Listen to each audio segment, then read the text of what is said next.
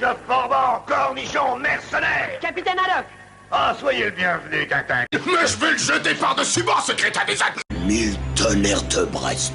Oh, le glouton, le gourmand, le boisson soif. À nous deux, vieux cornichons, synapisme. Est-ce que tu crois que tu me fais peur, espèce de bachibouzoum des Carpates?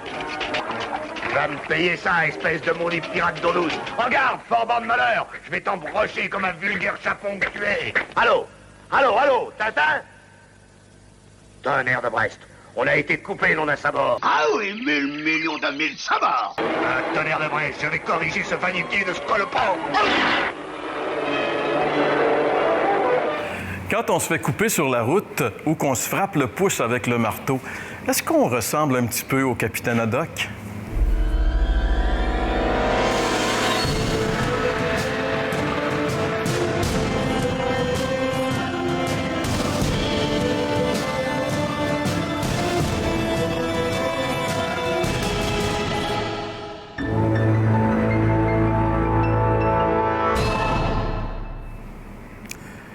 Mesdames, Messieurs, bonjour et bienvenue à l'émission L'heure de la bonne nouvelle. Avant d'aller plus loin, j'aimerais partager avec vous quelque chose que j'ai trouvé dans la Bible et j'ai trouvé ça assez intéressant. C'est dans le livre des Proverbes, chapitre 19, le verset 3. Ça dit ceci.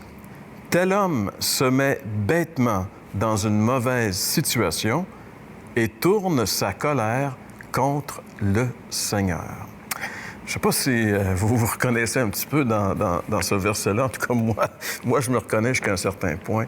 On se met les pieds dans les plats, puis là, il faut trouver un responsable. Et celui qu'on trouve très souvent, le premier, c'est Dieu. C'est assez quand même spécial qu'on prend souvent soit le nom de Dieu ou quelque chose qui a rapport avec Dieu lorsqu'on est en colère. Aujourd'hui, à l'émission, on va justement parler du troisième commandement. Le troisième commandement de Dieu se lit comme ceci. « Tu ne prendras pas le nom de l'Éternel ton Dieu en vain, car l'Éternel ne tiendra pas pour innocent celui qui prendra son nom en vain. » Pour essayer de comprendre ce que signifie ce commandement, j'ai le plaisir d'avoir à mes côtés, comme toujours, François. Bonjour, François. Bonjour, Jean-Pierre. Ainsi que Jeff. Bonjour, Jeff. Bonjour, Jean-Pierre. François. Jeff, avant d'aller plus loin, j'aimerais justement te le demander. Qu'est-ce que ça peut bien signifier, ce commandement, ce troisième commandement? La plupart des gens l'entendent dans la portion des Proverbes, là, quand on se met en colère, quand on s'est mis nous-mêmes dans un problème, puis on tourne une colère contre Dieu. Mais peut-être pour donner une meilleure définition de ce que Dieu entend par ce fameux commandement, on va regarder dans Lévitique 19, 12. Si tu pourrais nous lire ce passage. Absolument. Parce que Jésus va le recommander à nouveau, lui, plus tard dans le Nouveau Testament. Le livre du Lévitique dans l'Ancien Testament qui explique la loi. Hein, C'est ça, oui. Et le verset 12 se lit comme ceci. « Ne prononcez pas de faux serments en vous servant de mon nom. En faisant cela, vous me déshonoreriez. Je suis le Seigneur, votre Dieu. » Donc ça, c'est le premier sens, au fond, du commandement. C'est de parler et en prenant Dieu à témoin. On ne se rend pas compte, mais souvent, on a des expressions quand on parle aux gens en disant « Écoute, je peux-tu te parler franchement? » Je te le jure. Ou je te le jure, tu sais. Donc, ça veut dire, quoi, normalement, tu me parles pas franchement ou tu es obligé de jurer pour dire que ça, c'est la vérité.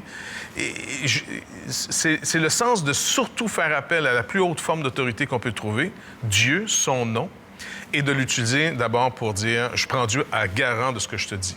Un qui a fait ce genre de blasphème, c'est l'apôtre Pierre. Lorsque Pierre avait renié le Seigneur, et la troisième fois, c'est Matthieu ou Marc qui le rapporte, il va dire, Pierre va même dire « Je prends Dieu à témoin ».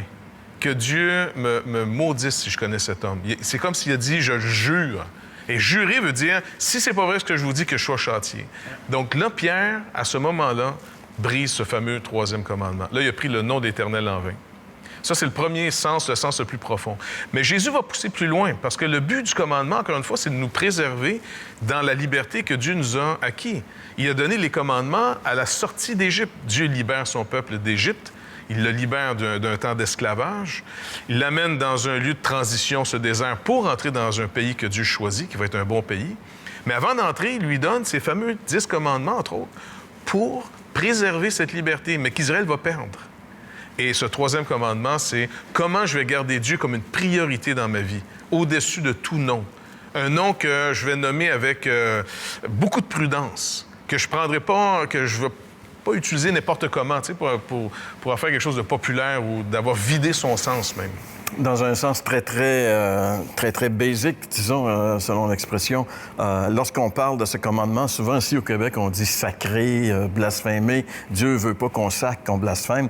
Et François, toi, tu es allé voir les gens et tu leur as justement posé cette question. Bien, c'est ça. J'ai été dans la rue pour savoir ce que les gens pensaient du blasphème, s'ils blasphémaient eux-mêmes, par exemple, et puis s'ils trouvaient ça grave. On écoute ça, si tu veux bien, ensemble.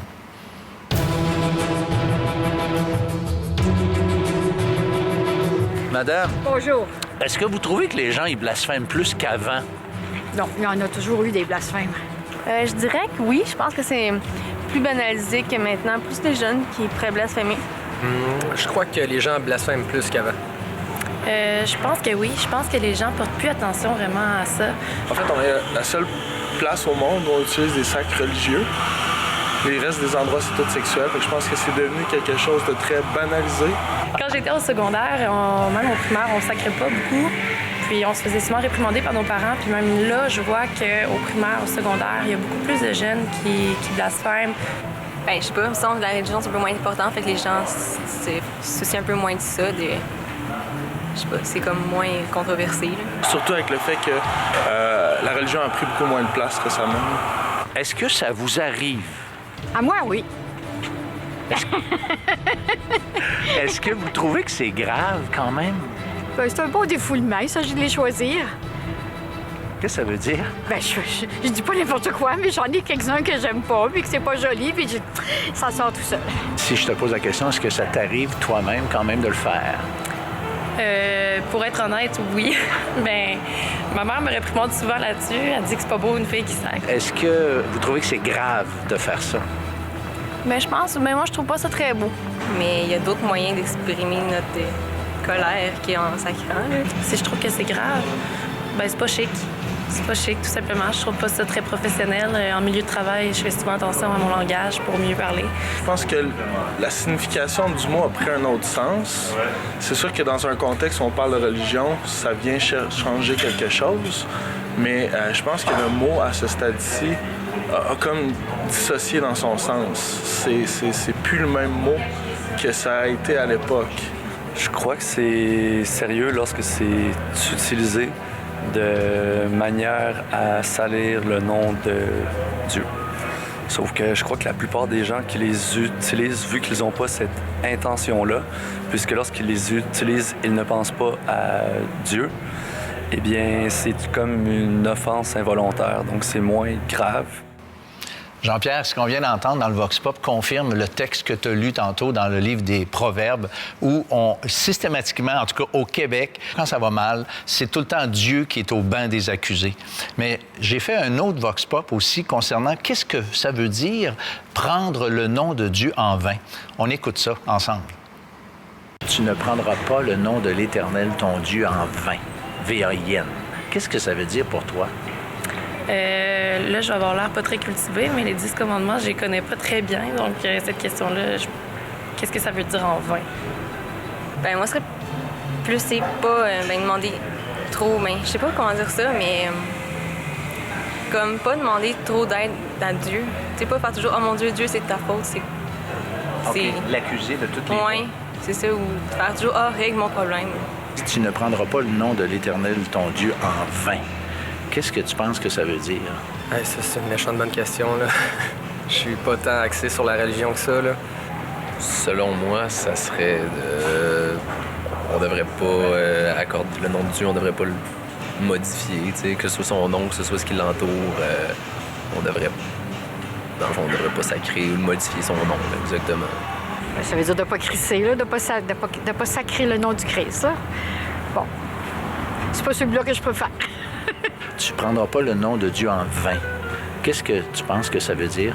Bien, je pense que c'est à propos du blasphème. Hein? Mais je pense qu'il y a une certaine interprétation aussi à... Ça va au-delà du langage. Je suis en linguistique, puis donc ça va au-delà de la simple utilisation du langage. Je pense que c'est plus dans l'intention qu'il y a derrière. Donc. Jean-Pierre, je trouve que les gens ont, semble-t-il, la notion de ce que c'est que prendre le nom de Dieu en vain, ça échappe à la plupart des gens, malgré qu'il y a certaines personnes, dont une dans le Vox Pop, qui a exprimé quelque chose qui avait derrière le nom. C'est prendre le nom de Dieu en vain. Elle disait qu'il y avait vraiment quelque chose derrière ça. Et ça, je crois qu'elle avait vraiment raison. C'est intéressant quand même d'entendre les gens s'exprimer sur une question comme celle-là. Et à travers les expressions même que ces personnes-là utilisent, on se rend compte d'une chose que Jeff a mentionné dans son développement tantôt, c'est que finalement, à force d'utiliser des mots à la mauvaise place, on est en train de vider les mots de leur sens. C'est dénaturé carrément. Oui, et tu sais, ça me fait penser, souvent, nous, au Québec, on a développé toutes sortes de particularités. On est une société distincte, mais tu sais, lorsqu'on aime quelque chose, on dit c'est écœurant. Hein? Et puis, je pense que c'est bizarre, parce que quelque chose d'écœurant, la définition du terme, ça veut dire que c'est pas bon. Mais on a complètement transformé, comme le mot enfer, tu sais, c'est merveilleux, c'est l'enfer. Alors, des mots qui signifiaient des choses terribles, en réalité, ben maintenant, dans le vocabulaire populaire, ça veut dire autre chose. Et ça vient, je pense, toucher le vrai sens de prendre en vain le nom de Dieu. Parce que sacrer, blasphémer, prendre en vain le nom de Dieu, c'est le symptôme, en réalité, d'un problème qui est beaucoup plus grave. Et c'est justement ce qu'on va examiner à notre retour. Vous avez des questions ou des commentaires sur ce que vous venez d'entendre? Contactez-nous par téléphone ou réagissez sur les médias sociaux.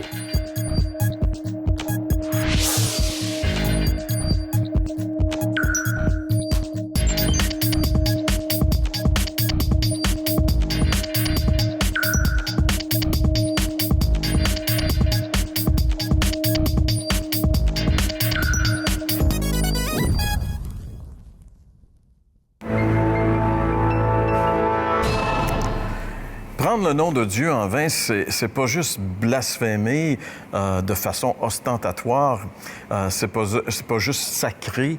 En réalité, prendre le nom de Dieu en vain, c'est tenir Dieu responsable de nos manquements à nous, comme on l'a vu dans le Proverbe 19. Et à cet effet, l'expression, souvent, on entend cette expression « Qu'est-ce que j'ai fait au bon Dieu? » Tu sais, souvent, et puis ça, c'est pas... On se dit, ben ça, c'est pas sacré, ça. Mais c'est aussi prendre... C'est dire que Dieu, gars, ce qui m'arrive, là, j'ai dû faire quelque chose au bon Dieu qui est en train de me faire... mettre dans le trouble. Oui, c'est ça, tu sais. Alors, et Dieu nous révèle dans sa parole pourquoi on a tendance à toujours le rendre coupable de nos échecs ou de nos difficultés. Et je pense que ça ressort assez bien, François, si tu veux nous lire dans l'Épître de Paul aux Éphésiens, chapitre 2, le verset 2. Ça ressort assez bien ici. Bien, ça commence au milieu d'une phrase. Si tu permets, je vais lire aussi le verset 1.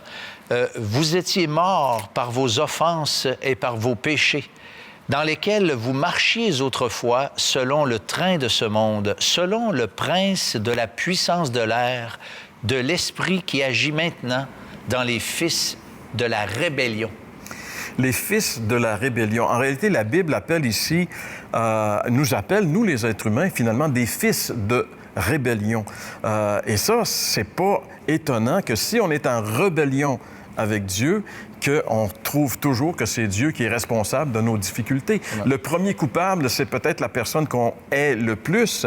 Et là, par notre bouche, on est en train de démontrer finalement que celui qu'on hait le plus dans notre vie, c'est Dieu, tu sais. Mais ça, c'est périlleux, ça, parce que, je veux dire, est-ce qu'on peut vraiment prendre ça à la légère, Jeff? Non, parce que même si pour nous, on a banalisé, parce qu'on entendait dans les Vox Pop des gens qui disaient, ben on l'a tellement... aujourd'hui, ça n'a plus le même sens, ça n'a plus le même poids, c'est moins grave. On l'écrit même plus pareil, hein? Tu sais, mettons, Christ, là, quand tu lis un article de journal, là, ils l'écrivent différemment que le vrai mot. Le vrai nom, là. Absolument. Mais je pense qu'ayant vidé le sens du mot, puis surtout de banaliser une faute, là, quelqu'un a déjà dit, même pour un mensonge, je le répète là assez souvent, à un moment donné, ça va devenir une vérité. Donc, je pense qu'on s'est mis en tant que société dans une position très malsaine. On s'en rend peut-être pas compte. Un peu comme on avait déjà parlé, tu avais eu un cancer. Oui. Et puis, tu le sentais pas. Ah non, c'est ça. Moi, là, j'avais 0 symptôme, Jeff. 0. Quand tu dis 0, là, c'est le médecin qui me dit, écoute, tu as un problème, puis si tu fais rien, t'es mort. Puis si tu suis les traitements que je te donne, que je te propose, je te donne une chance sur 2 d'être là encore dans 5 ans. C'était-tu sérieux, tu penses? Mais quand tu dis, là, je ne sentais rien, et il a fallu simplement que je croie sur parole sans avoir aucun symptôme. C'est quand même... Tu vois, c'est quelqu'un en autorité qui te parle et que là, tu es obligé d'abandonner ce que toi, t'en penses. Ce que toi, tu ressens, c'est ton œil à toi. Là. À l'époque, c'était un cancer c'est ton œil, c'est toi qui as le cancer, tu sens rien, tu penses pas que c'est important, mais parce que la personne qui te dit ces choses a l'autorité de te le dire, là, au fond, tu as ajusté ta vie en fonction de ce que le médecin te dit. Puis tu es aussi aujourd'hui avec nous parce qu'il a discerné le problème. Le but de la loi, c'est de discerner des problèmes que même si nous, dans nos sociétés, on a enlevé les symptômes, puis on a banalisé ça, c'est en train d'étouffer une vérité qui est en train de nous tuer comme société au complet. Pour nous, c'est plus grave. Pour toi, tu ne sentais rien. Mais si Dieu nous dit que c'est grave et qu'il va y avoir d'énormes conséquences, c'est comme le médecin. Je pense que ça vaut la peine d'écouter.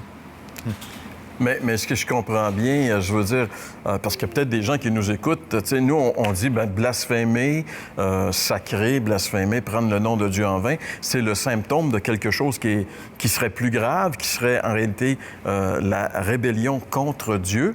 Mais quelqu'un qui nous écoute et qui dit, justement, moi, je sacre pas, moi. J'ai été bien élevé, et puis on m'a toujours enseigné qu'il ne faut pas utiliser... Et là, je pense que l'idée de ne pas avoir de symptômes, tu sais, si tu sacres pas, tu n'as pas le symptôme que tu es en rébellion, mais ça n'empêche pas que tu peux être en rébellion et que tu es en rébellion quand même. Et c'est un peu ce qui t'est passé avec toi. En fait, c'est ça. Moi, j'ai un autre exemple qui me vient à l'esprit, Jean-Pierre. C'est que, mettons, ma femme, je me rappelle, quand on était jeunes mariés, elle avait été acheter un arbre fruitier. Puis, je sais pas, c'est un pommier, mettons, c'est un pommier, tu sais. Puis là, elle dit, tu veux-tu aller chercher dans le coffre de la voiture? Tu sais, c'était quand même relativement lourd. Moi, je vais chercher ça. J'ai dit, ouais, c'est vraiment un pommier, tu sais. Ben, elle dit, oui, tu sais. Oui, mais il n'y a pas de pomme là-dedans. Ah oui, mais c'est un pommier pareil. Le pommier va éventuellement produire des pommes. Tu sais, même j'aime à demander aux gens, combien de pommes doit produire un pommier pour être un pommier? Bien là, il y en a qui disent, une. Non, regarde, 0. Il va produire des pommes. Et nous, cet aspect de rébellion envers Dieu, elle n'est pas toujours si criante. T'sais, elle ne va pas se manifester par une colère comme ça, mais du moment qu'il y a un drame dans la vie d'une personne, c'est tout le temps là qu'on va dire, qu'est-ce que j'ai fait au bon Dieu? C'est comme, encore une fois, comme tu disais bien, c'est l'accuser, carrément, rien de moins, là. On est là. Ça touche encore nos espoirs, hein? L'idée qu'on se fait des choses. C'est assez rare que les gens se découvrent comme étant des rebelles, des gens en colère contre Dieu. Tant et aussi longtemps que Dieu ne vient pas toucher ou que Dieu ne permettra pas, c'est pas nécessairement Dieu qui le touche, mais que Dieu ne va pas permettre qu'un drame nous arrive. Souvent dans nos idoles, comme on a traité dans d'autres émissions. Je ne sais pas, moi, si c'était mon travail puis je le perds ou je perds ma santé... Là, il y a comme une colère normale qui va... Normale parce que c'est la norme. Mais cette colère-là, qui sort souvent en mots, en blasphème, ou ce que, comme tu as lu dans le Proverbe 19, vient de montrer ce symptôme. Parce qu'il y en a un que tous les malheurs du monde y est tombé dessus à un moment donné. C'était l'homme habitué à la douleur et il ne s'est pas révolté contre Dieu. Il a fait une démonstration d'un homme sans péché, Jésus-Christ. Le Jésus de Nazareth, là, il a été traité de la manière la plus injuste à la fin de sa vie. Et il dit, il n'est pas sorti un mot contre Dieu. Ouais. Donc, quand il y a quelque chose qui sort contre Dieu, c'est ça le blasphème. Et surtout quand, puis il y a une autre dimension qu'on oublie de dire, c'est de parler en son nom quand Dieu n'aurait jamais dit ces choses. Ouais, mais ça, c'est sérieux, ça. Ça, c'est très grave. Dans l'Ancien Testament, un prophète qui parlait et qui n'était pas mandaté par Dieu, Dieu avait dit de le punir de mort. Parce que le standard ou l'exigence d'un prophète de Dieu, c'était 100% d'efficacité. Parce que si quelqu'un, n'importe qui aujourd'hui, il y en a plein, là, des gens qui se disent prophètes et parler au nom de Dieu, et ce qu'ils disent est faux, ça, c'est probablement la catégorie supérieure de tout blasphème. Et certains auraient des carrières plus courtes que d'autres, quand même. Non, mais c'est vraiment le côté le plus important du blasphème, c'est de parler et puis de prendre Dieu à témoin de ce qu'on dit. Et ça, c'est quelque chose de grave. Et encore une fois, comme l'apôtre Pierre lui-même, un jour, a blasphémé dans ce sens-là. Carrément. Il a juré qu'il ne connaissait pas Jésus. Pourtant, Jésus avait dit, tu vas me renier. Et il a juré qu'il ne le connaissait pas. Donc ça, c'est blasphémer. Et c'est intéressant J'ai bien aimé, Jeff, la comparaison que tu as faite avec Jésus qui, lui, pour bien dire, en fait, le ciel il est tombé sur la tête, en réalité. Lui a subi les atrocités les pires qu'aucun autre humain que lui a subi. Et jamais il s'est tourné contre Dieu. Et ça, j'ai bien aimé que ça met en lumière le péché en nous. Le fait que c'est si promptement venu sur nos lèvres que de maudire le nom de Dieu lorsque ça va mal, démontre que vraiment notre problème est avec Dieu. Et ce même Jésus dont tu as parlé, un jour, il a dit que la bouche parle de l'abondance du cœur. En réalité, c'est nos paroles démontrent qu'est-ce qu'on pense vraiment à l'intérieur. Et Jésus avait dit que c'est du cœur que viennent les mauvaises pensées, les adultères, les meurtres. Et en fait, le cœur de l'homme est vraiment pourri. Et c'est pour ça qu'on sacre, finalement. C'est notre cœur qui est pourri. Mais il y a une bonne nouvelle. Il y a une bonne nouvelle parce que avant même Christian Bernard, il y a quelqu'un qui avait fait des transplantations cardiaques d'une façon incroyable et merveilleuse. Et ce grand chirurgien du cœur s'appelle Jésus. Et lui peut changer nos cœurs, peut transplanter un cœur nouveau en nous. Comment c'est possible? Bien, c'est de ça qu'on parle au retour de la pause. Vous avez des questions ou des commentaires sur ce que vous venez d'entendre? Contactez-nous par téléphone ou réagissez sur les médias sociaux.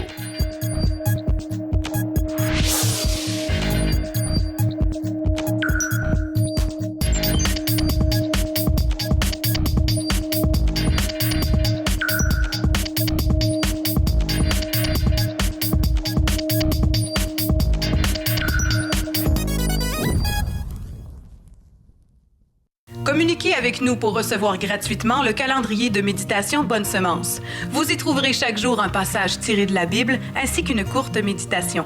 Vous pouvez le faire par courriel à info@hbn.ca, par la poste à l'heure de la bonne nouvelle, casier postal 26006, Trois-Rivières, Québec, G8Y7M1, ou encore par téléphone au 1-866-509-1319.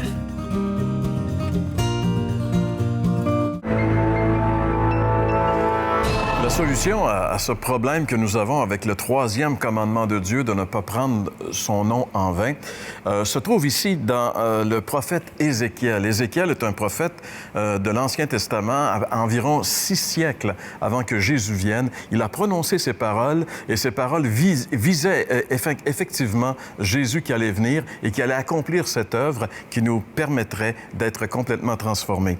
Il dit ceci dans Ézéchiel chapitre 36, et le verset 26, « Je vous donnerai un cœur nouveau. Je vous donnerai un cœur nouveau. Je mettrai en vous un esprit nouveau. J'enlèverai votre cœur insensible comme une pierre et je le remplacerai par un cœur réceptif.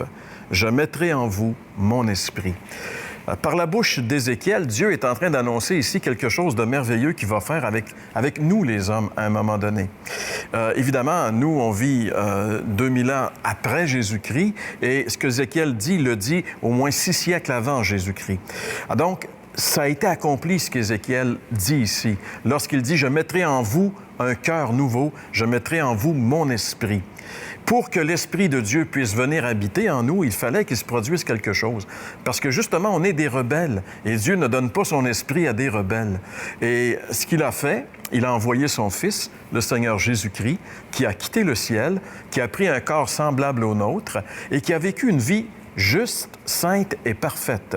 Et cette vie-là, on peut la lire, on peut voir Jésus agir dans les évangiles, par exemple. On voit les paroles de Jésus, les gestes de Jésus, on voit sa mission, on le voit déterminé à aller accomplir le but principal de sa mission, qui était de se rendre jusque sur cette croix, de prendre sur lui mes péchés, vos péchés, ma rébellion, votre rébellion, et de là, sur cette croix, subir la colère de Dieu à notre place, de façon à ce que tous nos péchés, notre rébellion puissent vraiment être enlevés, et à partir de ce moment-là, Dieu envoie son esprit en nous.